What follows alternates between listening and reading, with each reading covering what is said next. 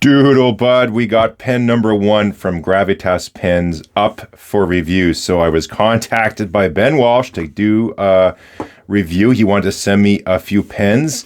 Now, immediately I get excited, but right after that, there's a conflict of interest potential. How can I ensure that when I do a review, it's just not giving the company the review they want, but a proper critical review? So Ben already addressed that a few lines into us chatting. He made me promise him to be fully transparent and be critical of the pen if I need to be, and I'm happy to do so. I've had someone else reach out to me before, another pen company, to review something for everybody, and I actually declined because when I went online and looked at their pens, I could spot flaws, and I just said, I don't think you want to see my review.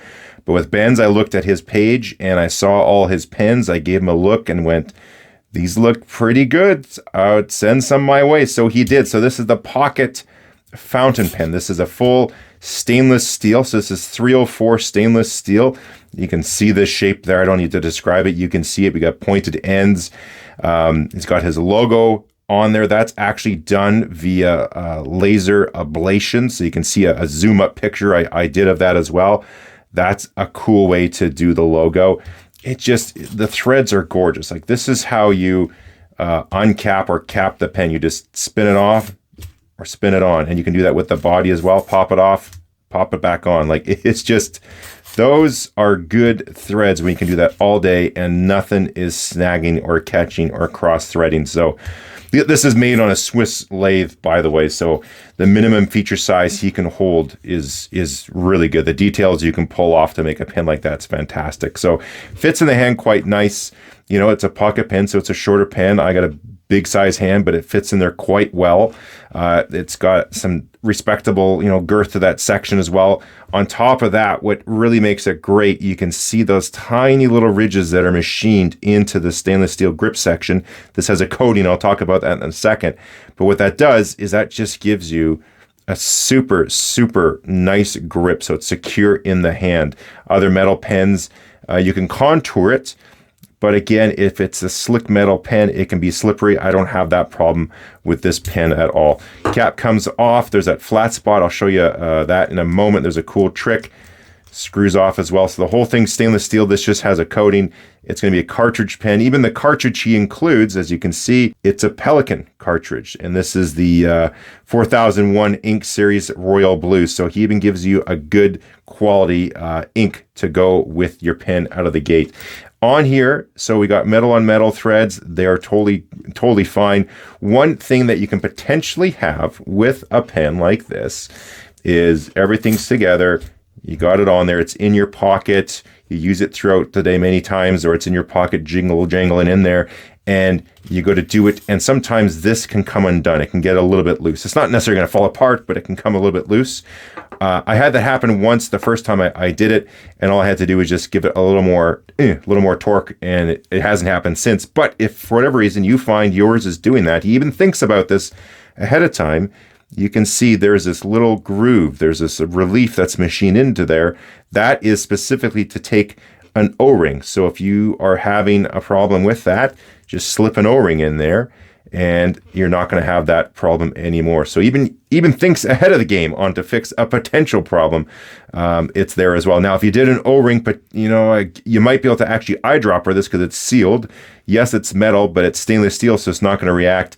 And this is what they call a PVD coating that won't react as well. It's all like inert. So don't quote me on that, but I think in theory, anyways, you might be able to do it. So I'm going to do a size comparison, get into some more of the finer details with the pen, and do a writing sample as well. But let's do a quick size comparison so you can get your eyes on it to see how big this pen is. Here's the Gravitas Pocket Fountain Pen. This is my Enso Puma Pocket Pen, Kaweco Sport, and then the El Cheapo Brass Kaweco Sport knockoff you get on Aliexpress. Here we are, same pens posted, which is how you're going to use them.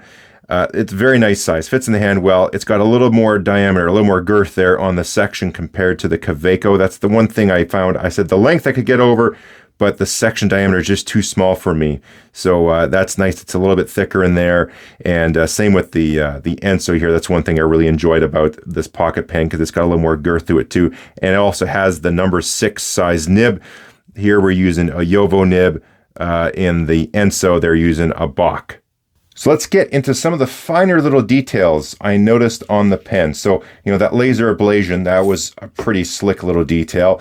This flat spot is really cool. So it's sort of the happy medium, no clip. Some people don't like that, but then you got the roll stop, which is nice, because my little Enso, I love it, but it does just, roll away on its own.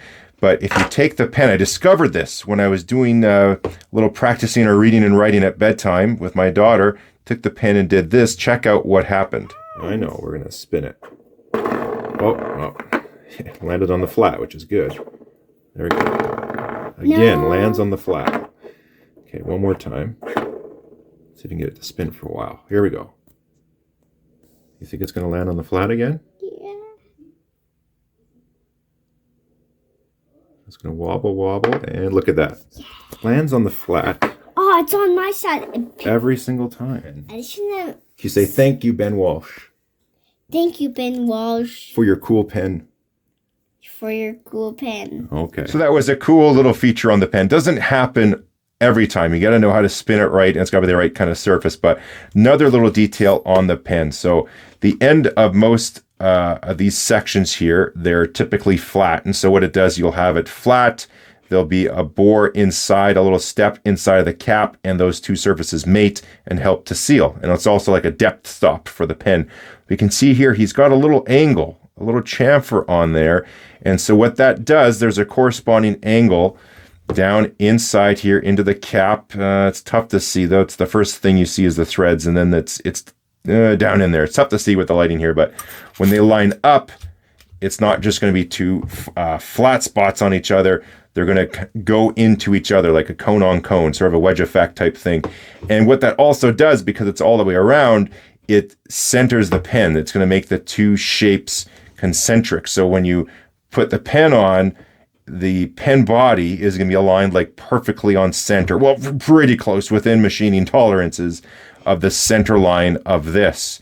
So center on center when you're doing it. That's just a really slick little feature. You get a better mating surface with that, and also too, that's the side benefit that everything lines up. So all these little details he's picked up on. The pointy bits on the end here, they're not too pointy to be pokey, but they're pointy enough. It's not rounded. The edges, all the, they could be sharp edges potentially, but they're broken and finished just right. The chamfer on there is just perfect. Same with on the flat. When you feel the cap, this is always a trouble area for a lot of pens. It's not at all here. So just that tiny extra little bit of refinement, just a few more iterations, and he puts that into the pen. So I'm super impressed with the attention to detail and all the little bits about it. On top of it, writes wonderfully. I'm going to do a writing sample here, and just out of the box, I put the cartridge in, let it the feed saturate. And I haven't had this pen skip or hard start or anything yet. He does adjust and tune nibs to do his very best so that you get a perfect nib out of the box. He really seems to care about his product, which is fantastic. So I have the writing sample going, and at the same time I thought I'd talk to you about this here. So this is this coating that he puts onto the section of the pen. Now, on a site there, it says PVD coating. So what that stands for is physical vapor deposition. PVD is the process. Then the actual coating that goes on is dependent upon the color that you want. So a very popular coating that some of you might have, or you've at least seen, is on this TWSBI VAC 700 Iris. So the Iris is this coating.